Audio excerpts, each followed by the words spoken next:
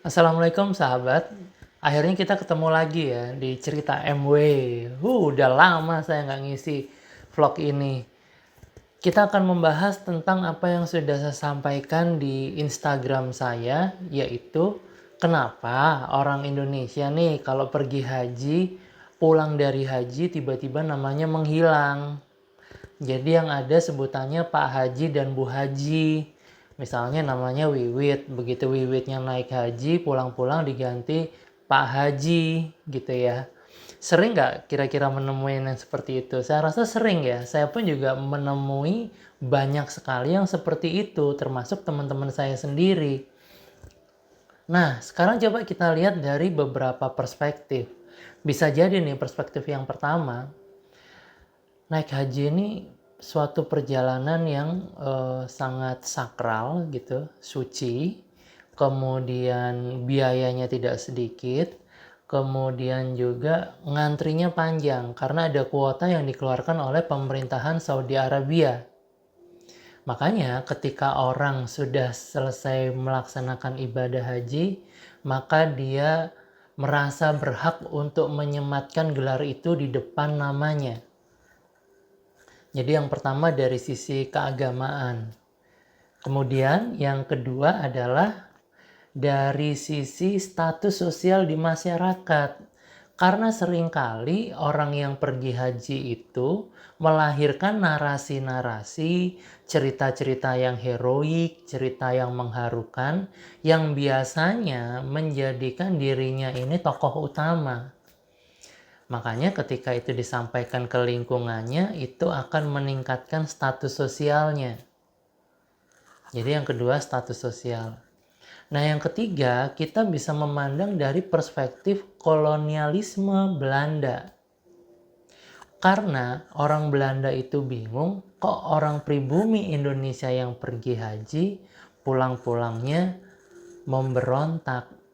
Ada apa di tanah suci Mekah itu? Jadi ada tiga perspektif. Yang pertama itu keagamaan, yang kedua itu adalah status sosial di masyarakat, yang ketiga itu adalah peninggalan dari kolonialisme penjajahan Belanda pada waktu itu. Nah, sekarang kita sudah mulai ke pertanyaan ada apa di Tanah Suci sehingga bisa merubah pola pikir orang yang berhaji ketika kembali ke Indonesia. Ternyata sahabat, di Tanah Suci itu pada abad ke-18 sampai 19 itu ada namanya ideologi pan-islamisme.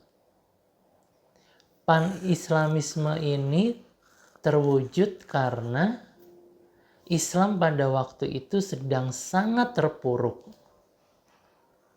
Isi dari pan-islamisme itu adalah bahwa seluruh umat Islam harus bersatu dan harus melawan penjajahan dan imperialisme yang dilakukan oleh bangsa-bangsa barat. Pencetusnya adalah Jamaluddin Afghani. Gitu ya. Apa aja poin-poin yang ada di pan-islamisme? Saya sudah merangkum, saya coba melihat dulu rangkumannya apa. Yang pertama, jadi pan-islamisme itu ada tiga hal. Yang pertama adalah musuh utama kemajuan umat Islam adalah penjajahan bangsa barat. Yang kedua, umat Islam harus menentang penjajahan yang ada di belahan bumi manapun. Yang ketiga adalah umat Islam harus memiliki persatuan ideologi untuk memajukan kembali peradaban Islam yang sudah terpuruk. Itu isi dari pan-islamisme. Kemudian apa yang melatar belakanginya sehingga lahirlah pan-islamisme ini? Yang melatar belakangi adalah pertama, bangsa-bangsa barat, bangsa Eropa dalam hari ini mengintervensi Timur Tengah. Jadi adanya ekspansi militer, ekonomi, dan budaya di daerah Islam Timur Tengah. Terus yang kedua, adanya perpecahan atau konflik antar umat Islam di dalam sebuah dinasti atau kerajaan Islam. Kemudian terjadinya juga penyalahgunaan atau penyelewengan wewenang yang ada di dalam kerajaan atau dinasti Islam itu sendiri. Yang ketiga, perkembangan intelektual umat Islam pun merosot karena tertutup oleh perkembangan zaman. Jadi 3 hal itu yang menjadi landasan kenapa dibentuknya pan-Islamisme. Nah, kemudian paham ini berkembang di Tanah Suci Mekah. Permasalahannya adalah pada zaman dahulu nih, orang-orang pribumi atau orang-orang Indonesia yang melaksanakan ibadah haji itu tidak seperti di hari ini, sahabat. Di hari ini bisa jadi kita naik pesawat sebulan, kita balik lagi ke Indonesia, selesai tuh. Tapi pada zaman itu kan tidak seperti itu. Kita semua naik kapal laut, butuh waktu 3 bulanan kurang lebih dari Indonesia sampai ke Tanah Suci. Kemudian ketika sampai di sana, orang-orang Indonesia melakukan interaktif yang sangat baik dengan masyarakat lokal yang ada di sana. Mereka seringkali hidup dalam kehidupan di sana. Ada yang mengaji di sana, membantu orang-orang lokal dalam berdagang dan lain sebagainya. Sehingga ideologi ini dapat diserap oleh semua orang yang pergi haji, termasuk orang-orang Indonesia yang pergi haji pada waktu itu. Nah, kemudian sebenarnya gelar haji ini akhirnya digunakan pemerintah kolonial Belanda adalah untuk gelar bagi orang yang memberontak. Jadi kalau ada orang yang memberontak dan pulang dari haji, maka dikasih gelar seperti itu.